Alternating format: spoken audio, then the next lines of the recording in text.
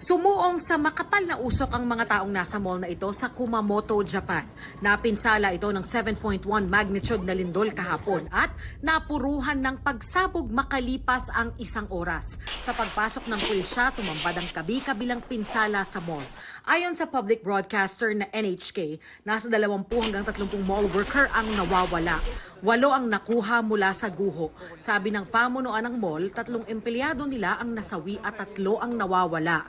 Iniimbestigahan kung dahil sa sumingaw na gas ang pagsabog, lalo't may naamoy na gas ang ilang rescuer.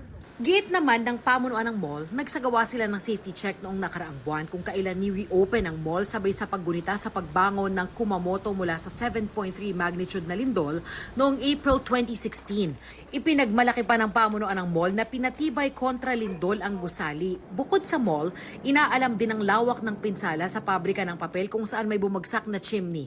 4 ang sugatan at 7 ang nawawala. Gumuho rin ang main worship hall ng Yatsushiro Shrine na 1883 pa itinayo. Ilan pang templo sa Kumamoto ang gumuho. Sa huling tala, 13 ang kinitil ng lindol. Hindi bababa sa 8 ang nasaktan. Wala pang kuryente sa mahigit 36,000 bahay. Tag-init pa man din doon kaya pinag-iingat ang mga residente sa heat stroke. Ayon sa ating konsulado sa Osaka, wala pang Pilipinong naiulat na nasaktan sa lindol. Pinag-iingat sa aftershocks ang mahigit 4,000 Pinoy na nakatira sa Kumamoto Prefecture. Darlene Kai, GMA News.